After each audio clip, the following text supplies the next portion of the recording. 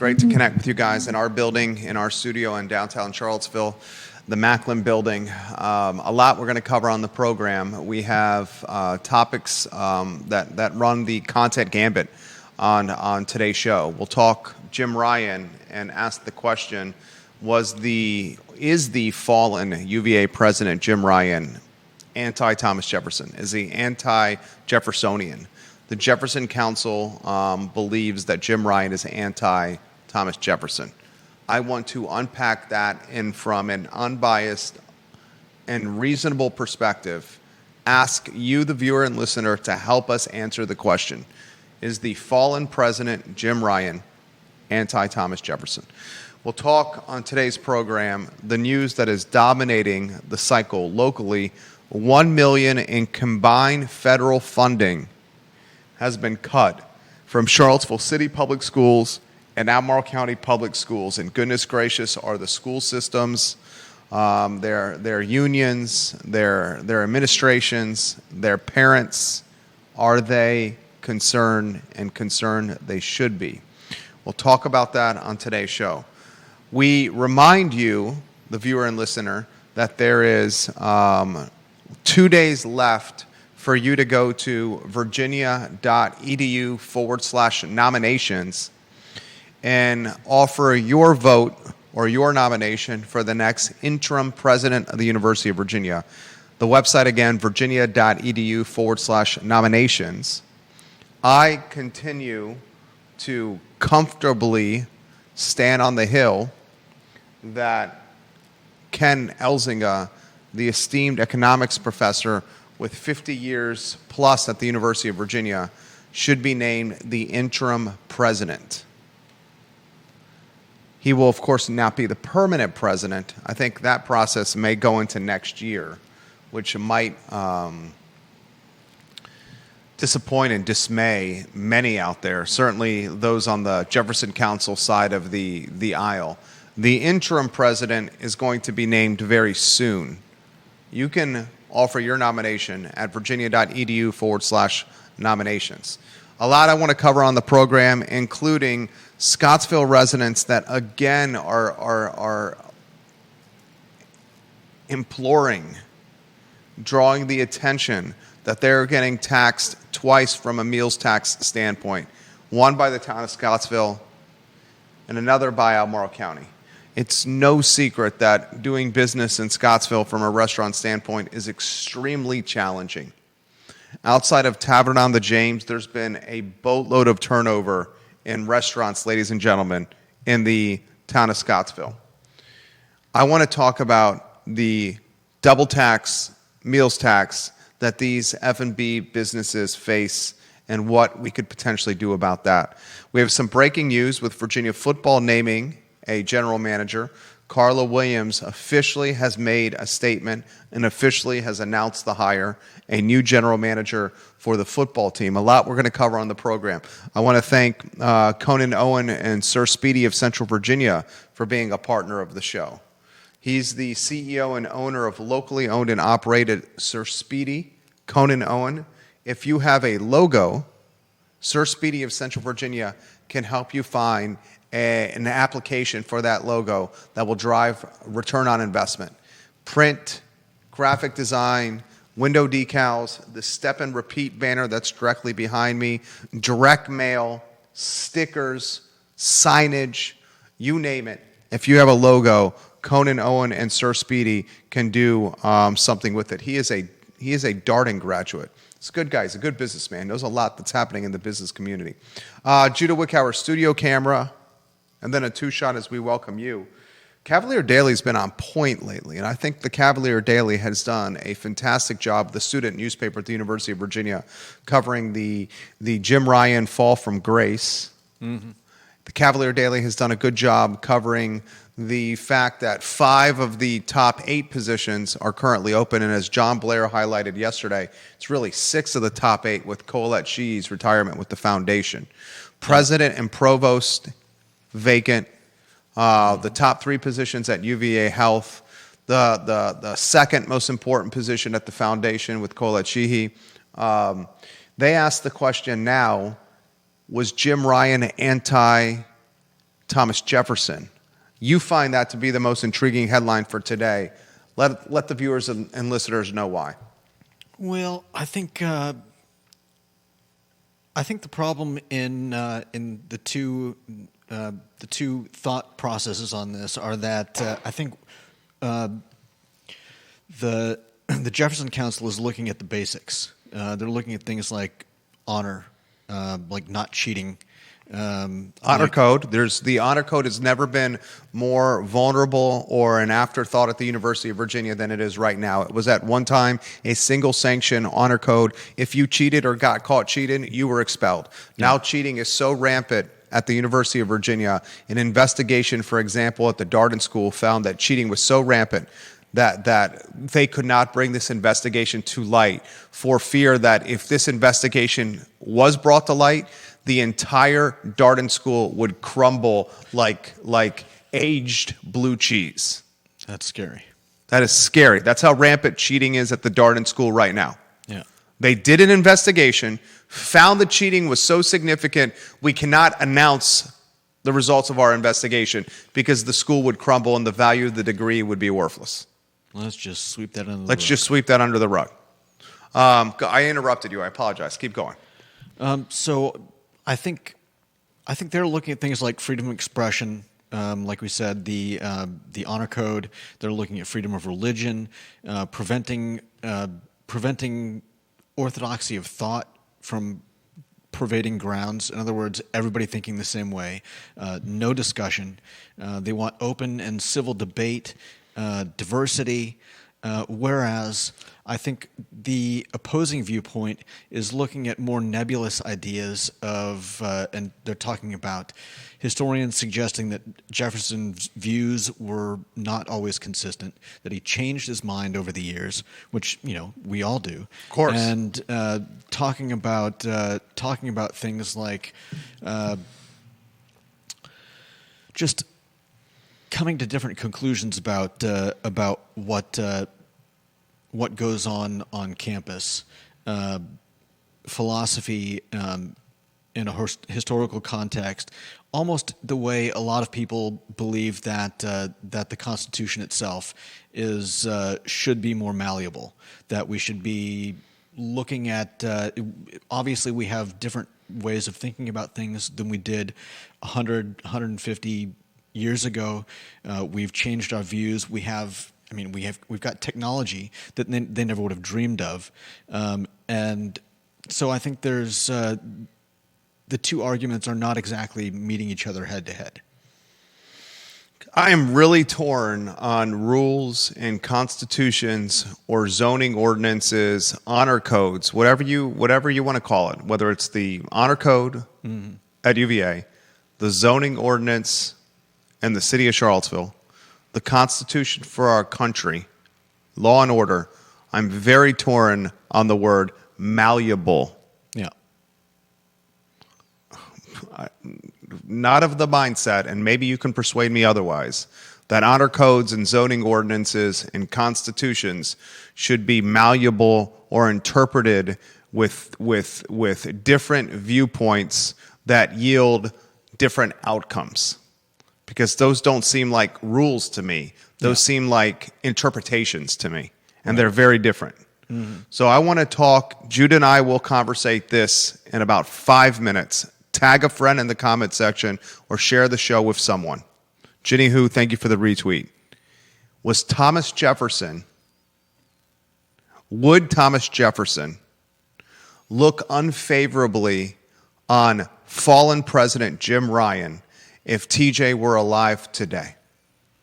That's a topic on today's show, and it's inspired by commentary in the student newspaper, the Cavalier Daily. We need to lead the show, as you put a lower third on screen, with the federal funding. The federal funding for Charlottesville City Schools and Albemarle County Public Schools, in part, has been cut. And now Albemarle County administrators and city public school administrators are urging taxpayers, parents, teachers alike to contact their congressional reps over a very uncertain future. Albemarle County Public Schools, in a statement issued yesterday, has said the federal government is holding back $660,000 that go toward title programs such as Head Start and other title programs which we will describe. Charlottesville Public Schools also timed a statement right momentarily, right in the same time Albemarle County released theirs. The city schools said they have $417,000 cut by the feds for a combined $1,077,000 in total cuts for county and city schools. Mm-hmm. Judah Wickower, where do you want to begin with this one? I mean, it's tough, but fortunately the schools do have contingencies in place, and they get a lot of money. I don't remember the exact amounts, but $660,000 is, I would think, a pretty small amount compared to overall what for instance, ACPS runs on. Oh, this is a drop in the bucket. Okay, I'm not going to marginalize what's happening here. Right. Exactly. This is an absolute drop in the bucket for Albemarle County's total budget. In fact, Albemarle County Public Schools yearly budget. Albemarle County Public Schools yearly budget is about 60% of Albemarle County's total budget for the year. Yeah. Okay? The city schools about 60%. Did a quick Google search. The Albemarle County School Board recently adopted the 2025-2026 operating budget for the Albemarle County School District, totaling about $284 million on a Google search. Okay? So this is an absolute drop in the bucket, ladies and gentlemen. A drop in the bucket.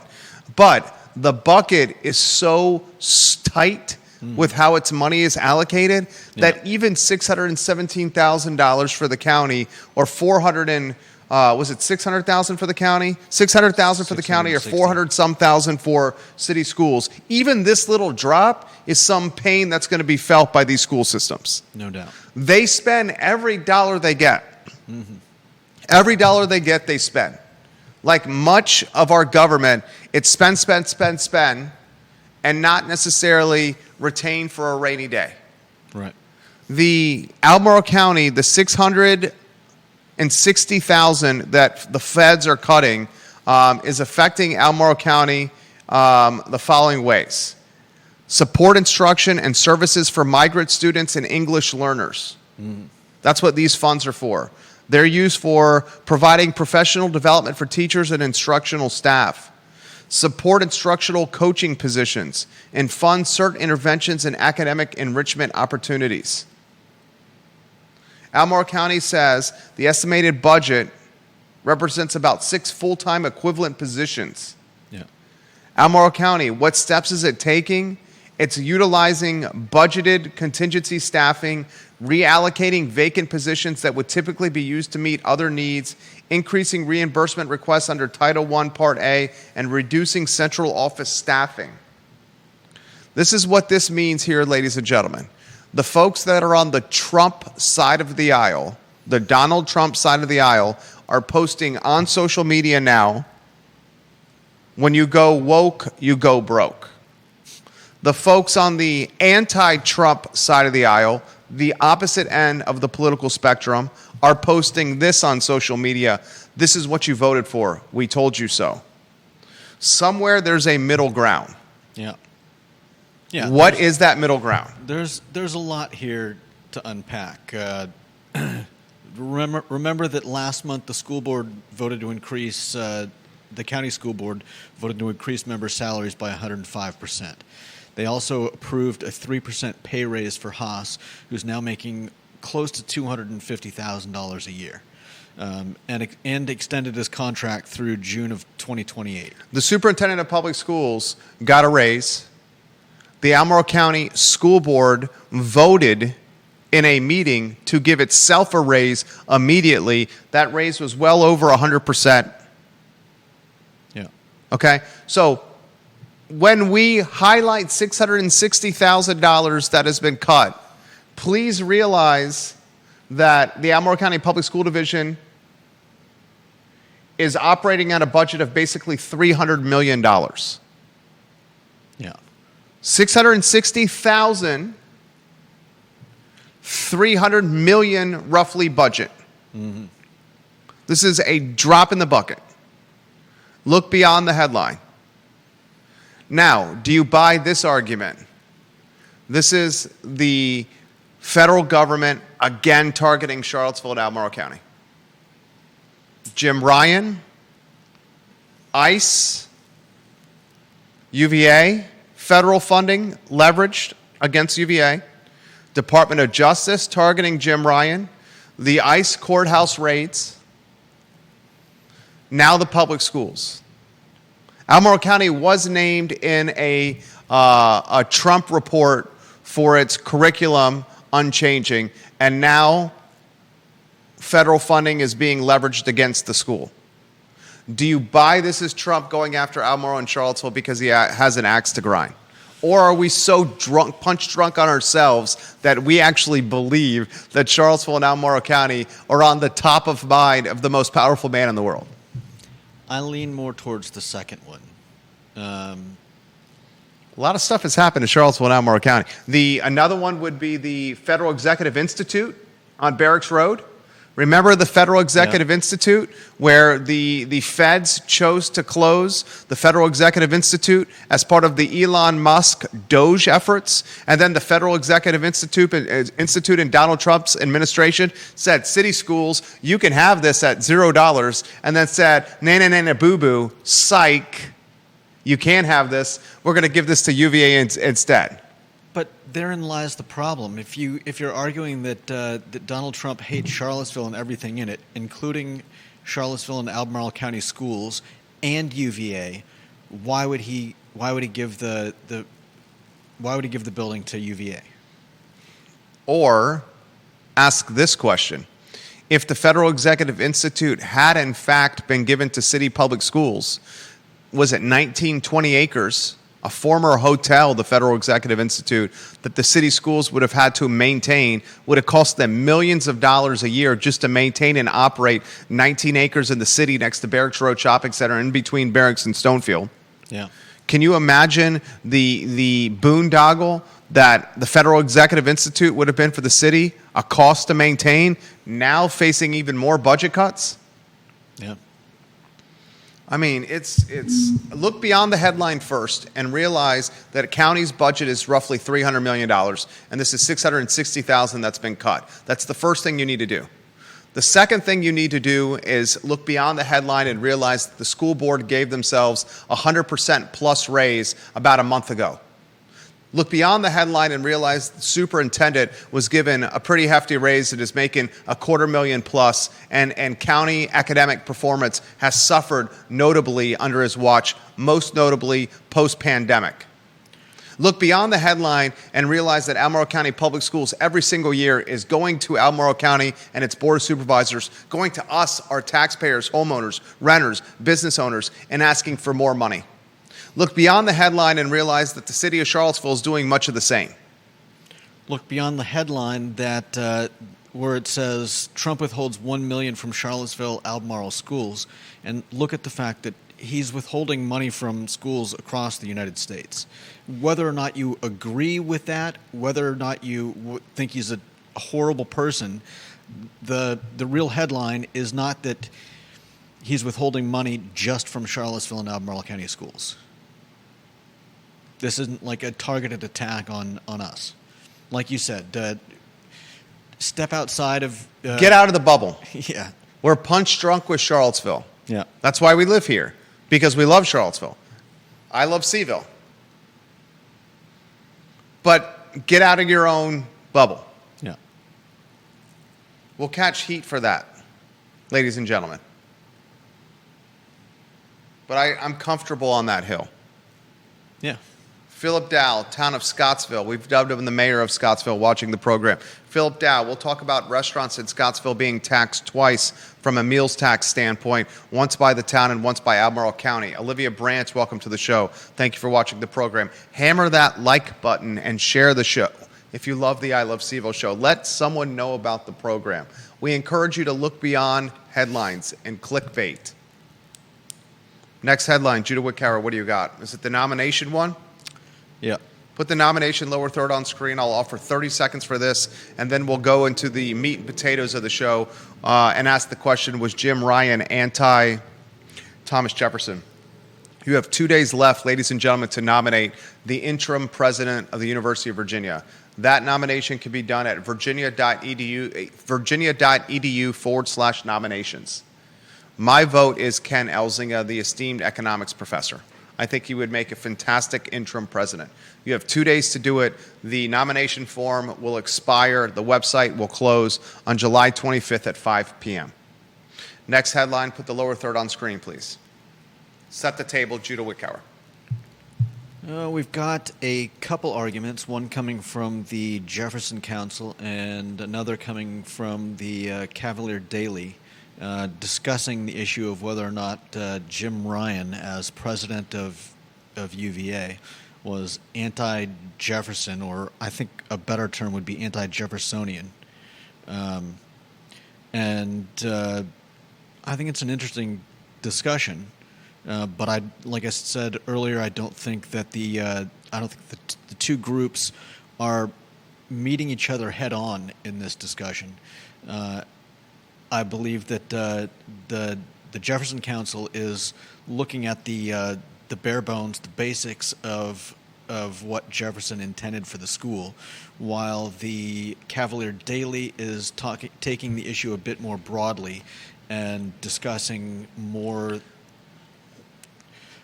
how DEI fits into today's world and whether or not DEI, I think the argument really is more about DEI and whether DEI is anti-Jeffersonian.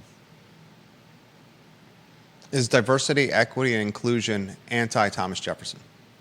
I think in some ways it is. Is an honor code that is so weak and so forgotten anti-Thomas Jefferson? Is an academic ecosystem where out-of-state parents are paying $100,000 a year to send their kids to the University of Virginia, roughly $100,000 a year, anti-Thomas Jefferson? Good question. That's what's happened under Jim Ryan's watch. We've seen the honor code become an afterthought.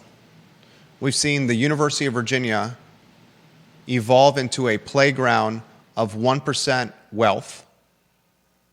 And we've seen diversity, equity, and inclusion and the politicization of UVA curriculum become what the brand is probably most known for right now.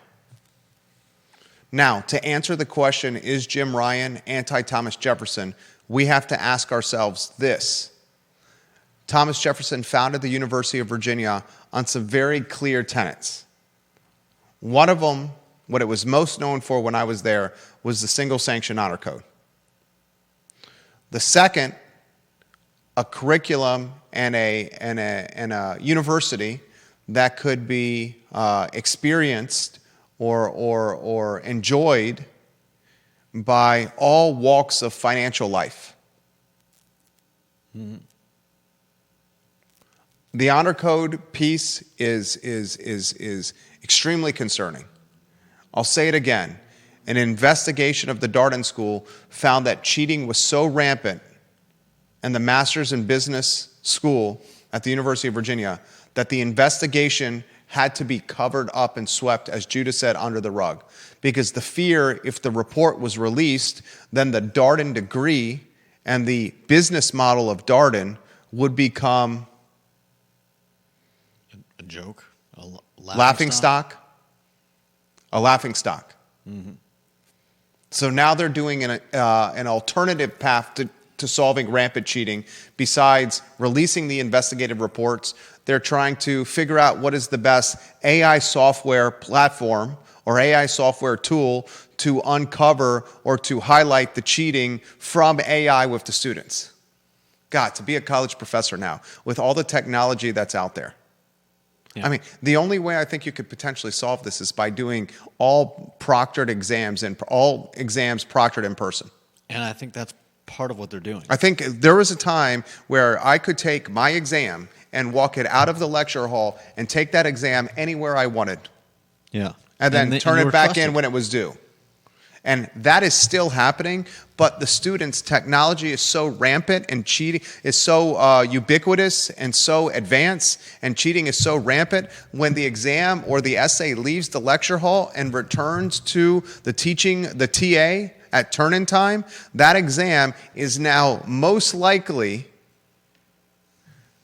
a ChatGPT artificial intelligence assist. Yeah. Here's the question we have to ask ourselves. The tenets that Thomas Jefferson founded the University of Virginia upon, are those tenets that can be malleable, or are those tenets the mission statement that should be fixed and unchanged?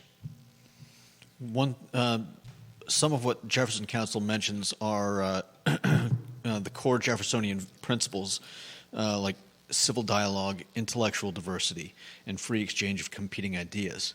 And I think we've seen across a lot of universities the fact that some students are afraid to raise their voices because, this comes as no surprise to anyone, I think, that a large portion of colleges in the United States are left-leaning, both in students and teachers. And or you have influential students within the student body, for example, Ziana Bryant, that are so quick, who's running for Charlottesville City Council School Board, Charlottesville Public School Board. She's running for the school board in Charlottesville. Yeah. She is so influential and has such a vast and robust social media following that she is able to call someone a racist anytime she wants. Morgan Benninger is a great example. yeah, And talk about freedom of speech. I mean, she wasn't even. I don't think she was even. What was it? She was in abeyance. What do you call it when you kick them out of school? expelled. Yeah, expelled in abeyance, which means that she got to finish out the year. But she was expelled in abeyance not even over what she actually said, Yeah. but over hearsay. Over hearsay. I mean, She was how's sitting that in her for- car, Morgan Benninger, in her car on Water Street at a Black Women Matter protest on Water Street in downtown Charlottesville. There was a city truck that was blocking the roadway. Morgan Benninger made the comment to the truck driver, the guy that was in the truck driver, "It's a good thing you're in that truck, or the people at this protest would be speed bumps or roadkill." Yeah, meaning she wouldn't have seen him, and a tragedy would have occurred. And that comment, which she made to a truck driver in a city vehicle protecting the Black Women's Matter protest, was not heard by Ziana Bryant. Right. Was heard by somebody else, who then passed it along to Ziana Bryant. And then Ziana Bryant took that gossip or that third-party communication and posted it on her social media, doxed Morgan Benninger, labeled her a racist, and that influence with her social media platform and her clout led to Morgan Benninger being expelled. Yeah. What we found out, though, was Morgan Benninger's comments were by no means in any capacity racist. Yeah, right. They were a conversation she had with a truck driver that was taken out of context. And She sued the University of Virginia, got a substantial payday, which the University of Virginia will not release. And bringing this back to Jim Ryan, Never apologized to Morgan Benninger. not only never apologized, he did not allow a reversal of the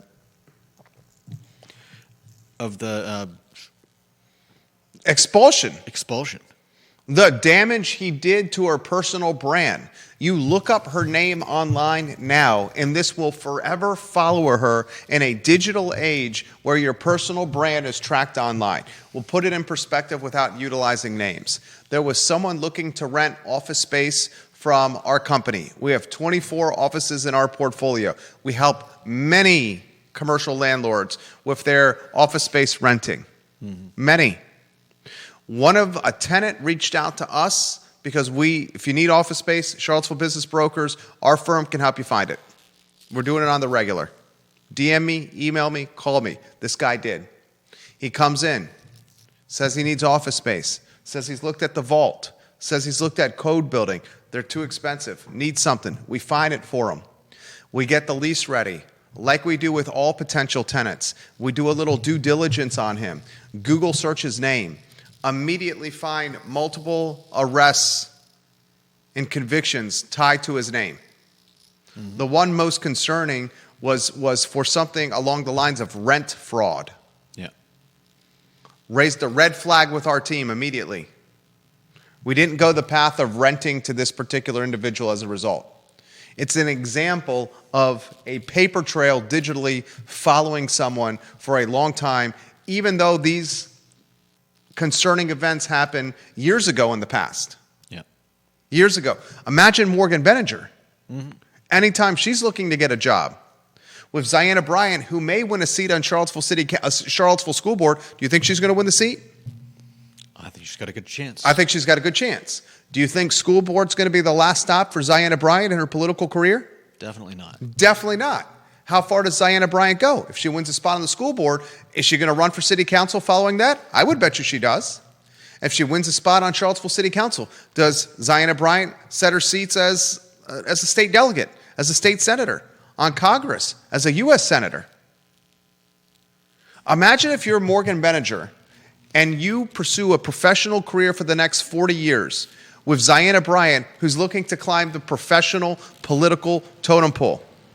And 15, 20 years from now, Morgan Benninger, as she pursues a professional career, changes jobs, has an HR department search her name. Yeah. And Ziana Bryant, what comes up online is this Ziana Bryant person who could be a politician of significant proportions, said that you were a racist in college. Yeah. And she got no apology from Jim Ryan. Mm-hmm. That is horrific. Another thing that should be brought to our attention, William McChesney, thank you for this. How about the University of Virginia and its tour guides? Yeah. Board of Visitors, the tour guides, banning the university tours because of their interpretation of how they are presenting the University of Virginia to prospective students and their parents. Yeah. How does that fit into this, Judah? I don't know if that really fits into this argument particularly. It's certainly a question of, whether... You don't think it fits into the free speech? It kind of does, but at the same time, they're... How remind me how closely connected they are to the school. They're students. Yeah. But I mean, the tours are the group is connected to the school. They're students. Correct? No, I know that. But the overarching group. Yes, the university guides. They give tours to parents and students that are considering UVA. Yeah. And they were in these tours positioning Thomas Jefferson as a slave-owning rapist. Literally. Yeah. And politicizing many messages. That's certainly free speech, but the school does have a right to put a stop to it. What's that? Free speech doesn't mean you can say anything you want without consequences. You can say anything you want. The tour guides can say anything they want about Thomas Jefferson on those tours, but the school or whoever overall is in control also has the right to say, you know what, we don't appreciate you doing that, and so you're off the group. 100%, and that's the lesson I'm working with our oldest son, my wife and I. He says, we have the right to say anything. And I said, son, you do, but what you say comes with consequences. Exactly. Is Jim Ryan anti-Thomas Jefferson? I don't think Jim Ryan himself is. I don't think he's against what Thomas Jefferson was for. But I think the DEI measures severely undermine some of those ideals. I 100% agree with you. I also think that under his watch, the single sanction honor code becoming watered down or a thing of yesteryear would have Thomas Jefferson rolling over in his grave. Yeah. And I has don't many alumni rolling over, whether alive or dead. And I don't think that was Jim Ryan's intention. But it happened under his watch. To undermine the honor code, but yes, it happened under his watch. It happened under his watch. And other aspects that happened under his watch, the racism to Jewish students, anti-Semitism, the fact that it was allowed to grow, to exist, is troubling. The fact that out-of-state students are paying somewhere between 80 to 100 grand a year to attend the University of Virginia happened under his watch. That's anti-Thomas Jefferson. Okay. Never intended the university to be a playground of the rich. That's fair. Viewers and listeners, let us know your thoughts. We'll put them in the feed. We'll relay them live on air. William McChesney says, I was with a group of tourists several years ago that commented on the bias of the tour guides. Harold Hertz watching the program. Harold Hertz, a mover and shaker. Jeremy Wilson watching in East Tennessee. He asks, how would the Commonwealth of Virginia be if there was no federal funding and it had to take care of itself? This is a question for all states. Yeah.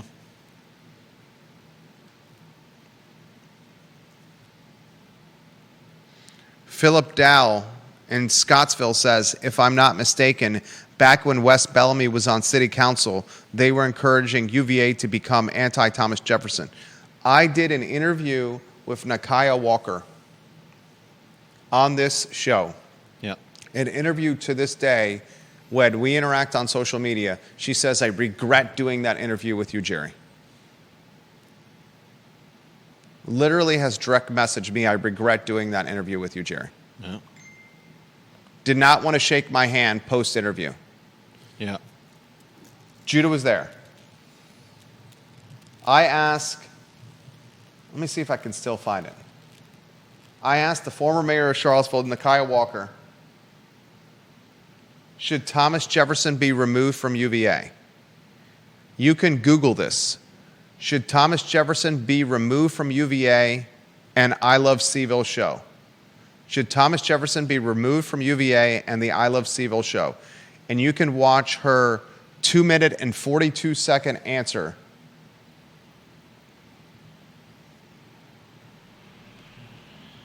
On this question. 2 minutes and 42 seconds. Next headline, Judah Wickauer, what do you got? Let's see. We've got we've got CVille Mountain High. Harold Hertz, you're welcome. Thank you for watching the program. CVille Mountain High. This is a great partnership between two people I know. Blake Damaso and Joe Kuhn. Joe, I hope I'm not butchering your last name. Joe's a great guy. Blake's a great guy. Kuhn. Blake Damaso, most known, I think, for being the publisher of Blue Ridge Outdoor Magazine. Also being the founder of Mountain High Media, fantastic advertising agency. I'm not sure if it's still in existence today or not. I do not know if Mountain High Media is still around. They used to have their headquarters right over here on Market Street. That building has since been sold. Joe and Blake, Joe known for, I'll just cut to the chase, for being an entrepreneur in the cannabis space. Props to Joe. Mm-hmm. Props to Joe. They've partnered together on a seltzer. Set the stage. This is the THC-infused seltzer, which a lot of people are touting as the replacement, something to entice younger people who are increasingly drinking less, not wanting to drink alcoholic beverages, and feeling more comfortable with this type of high, so to speak. Is this the first one? And this is from the Charlottesville-based Mountain High Seltzer, and will be the first legal THC-infused seltzer to be sold in Virginia, coming out this summer. So, Blake DeMasso's advertising agency, Mountain High Media, creates Mountain High Seltzer in a partnership with Joe Kuhn, a noteworthy and successful cannabis businessman and entrepreneur. I love this story. It's a positive story. Yeah. And it's also an indication that Gen Zers, young millennials, Gen Zers, are heading more toward not just an alcoholic seltzer, but a THC-infused seltzer. This is a headwind for the alcohol industry, for craft spirits, craft beer, for wine. Yet another headwind. Is this, again, the first one, THC in Virginia? Seltzer? Yep. It'll be the first one sold in Virginia. First one sold in Virginia, right? Do we think this is going to be the last one? No, probably not. Do we think there are going to be many? Do we think the THC seltzer, it's going to be its own category? Probably so. What does the alcohol space look like in the future? Is it an alcohol category? Is it a THC category? Is it a mingling of both? What do we call that category? Is it called alcohol? Is it called spirits? Is it now just spirits, the category? Spirits would be good. Is THC seltzer a spirit? I could see bars adopting these drinks. Curtis Shaver made a comment years ago on the I Love CVille show. I hope Curtis Shaver is watching. His comment was, someone is going to be the first to do this and they will kill it. They will crush it. Opening a restaurant where the entire menu is a THC-infused menu. It will have appetizers on the THC menu that create a sense of hunger. You get the munchies from the appetizers.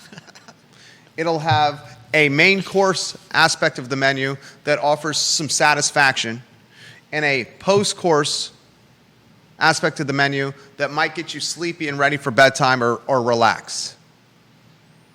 Maybe the first course are sativas that give you little pep, little energy, little laughter, little jovialness. Maybe the last courses are indicas, where you get ready to go in the couch, baby. Hopefully, once you get home. not before you get home. Once you get home. Who's going to do that? I do want to highlight this. The THC seltzer is a brilliant idea. It's going to be wildly successful. Two talented businessmen behind it. I think that category is going to boom. I think when that category booms, it erodes market share from craft liquor, craft beer, and craft wine. At a time when craft liquor, craft beer, and craft wine cannot afford market share erosion. The next question I have for you, the geniuses or the entrepreneurs, the business people in craft beer, craft wine, and craft spirits, do they dip their foot into THC seltzers? Many of the craft breweries are already doing seltzers. Many of the craft breweries are already doing liquor. At one time, a craft brewery distilling its own liquor and making its own seltzer would be blasphemous. Now there's craft breweries locally that do their own liquor and do their own seltzer. Are they now going to jump into their THC seltzer? I'm sure a lot of them are already looking into it. I 100% agree with you because they have the infrastructure in place to do it, the distribution to do it, the brand recognition to do it. Yeah. Next headline, what do you got? We have Scottsville. Poor restaurants. Philip Dow, I'm very curious of your take on this. You live in Scottsville. Judah Wickhauer, set the table and put the lower third on screen. Taxed twice the restaurants in Scottsville. Once by the town of Scottsville for the meals tax, and a second time by Albemarle County on the meals tax. Good night, being a restaurant owner in the town of Scottsville. Yeah. There is currently a petition in place to hopefully, or that's what the petition is hoping to do, eliminate the dual meals tax in Albemarle and Scottsville, particularly in Scottsville, where business owners, as we've talked about so many times, restaurants run on a razor-thin margin, and having to pay taxes to both Albemarle County and the town of Scottsville creates what must be a very difficult problem for restaurants there. How do you survive when taxes are already eating into your profits, and you've got two sets of them competing for your money? 2025, the year, the restaurant business faces the following headwinds. Labor is few and far between. You're struggling to hire people, number one. Number two, the people that you can hire are expected to be paid a wage where their job at that restaurant is able to be a career position. Yeah. At one time, working at the restaurant was never seen as a career position. It was seen as a way to climb the professional ladder, to platform up. Labor's hard to find. The labor that you can find is extremely expensive. Number three, the cost of goods, either because of tariffs, supply chain issues, is obscenely expensive. Number four, the consumer, their social habits changed during COVID, and they're much more inclined to order food, takeout, delivery through third parties like Grubhub or Uber Eats, and eat that food in their tidy whities in Judah Wickhauer's case, or their plush bathrobes in my case, at home while streaming Netflix, as opposed to going to their dining rooms, the restaurant dining rooms. Yeah. The third-party platforms, Grubhub and Uber Eats, are eroding margin where the restaurant can barely make any money on third-party delivery. The average consumer, as another example, is so strapped financially, they're less inclined to eat out and more inclined to just eat at home. Yeah. I do not know an industry right now that is facing more headwinds than food and beverage. Find me one. Seriously, find me an industry that's facing more headwinds than restaurants right now. Right. And fostering a healthy business environment is great for any city. Scottsville, Charlottesville, Albemarle County. Think about restaurants. Think about businesses hiring more staff. Think about businesses expanding their operations, as John Shabe has done with Pro Renata, as the fabulous Kit Ashley has done. Ashley is doing. Our client. Yeah. We have exciting news coming for Kit Ashley. It's her news to break. It's materializing as we speak. Kit Ashley and her restaurant empire expanding. That's her news to tell first, though. Love working with her restaurant group. Grateful to work with her. Scottsville restaurants paying the meals tax twice, once to the town and once to Albemarle County. Good God, that's a travesty. Yeah, no doubt. That is a travesty. And there's a reason there's ridiculous turnover in the town of Scottsville. Outside of Tavern on the James and James River Brewery, what's been consistent? I think it's an Amici's or something. How long has that been there? I couldn't tell you. It's been there a while. I think there's a Chinese place as well. It's a question for Philip or friend of the program, Erin King, if she's watching. Next headline, what do you got? Let's see. Next up, we have Charlottesville City Market. All right, this is a feel-good story. A cookbook. This is a feel-good story. Yeah. The Charlottesville City Market's releasing a cookbook. A lot of quality vendors at the City Market. A lot of vendors at the City Market that end up becoming brick-and-mortar businesses in Charlottesville and Albemarle County. These are a variety of recipes, all contributed by vendors. regular vendors at the Charlottesville City Market, and the book's going to highlight creative ways to use all the fresh produce and local goods that you normally can find at the Charlottesville City Market. I think you're 100%. This is a feel-good story. You love to see it. Local recipes that people will be using local ingredients to create. Love this story. Love everything about it.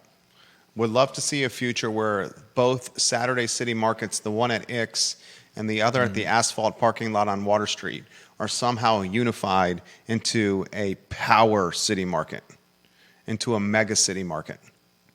Would love to see that. The cookbook is going to be $25, and you can get it at either one of the city markets.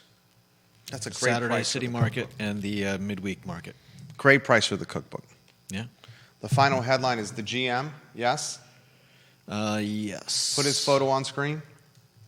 Carla Williams, the athletics director at the University of Virginia, has officially announced a new general manager for the football team. It's about time this announcement happened. We're a month away from the start of football season. And this announcement comes at a time where just about every major program in power football has a general manager at the helm. Ladies and gentlemen, his name is Ty Jones, the GM for football and women's basketball. Ty Jones will have a lot of responsibilities. No doubt. He's going to work closely with each head coach on key responsibilities, including the roster construction, talent evaluation, student-athlete negotiations, resource allocation, navigating the portal and the market. He's going to be the cap manager, like the budget. He's going to manage the cap. How much the team has, what it can spend, and where it can allocate. The new general manager of the football team, Tyler Jones, who matriculated here from a job at Northwestern University. He's been at Charlottesville and at UVA for 2 years, not a long time. A very key position for this man, Ty Jones. We'll give some love to Charlottesville Sanitary Supply. 61 years in business, Charlottesville Sanitary Supply, John Vermillion and Andrew Vermillion, online at charlottesvillesanitarysupply.com. On East High Street, Charlottesville Sanitary Supply. Communicative, honest, trustworthy. Support the businesses you want to see make it another 61 years. The Vermillions are 5 generations strong in Albemarle County. Charlottesville Sanitary Supply. And we want to let you know, if you need office space of any capacity, DM me, contact me, text me, email me. We are doing this left and right, ladies and gentlemen. Left and right. Judah Wickhauer on point. My name is Jerry Miller. It's the I Love CVille Show.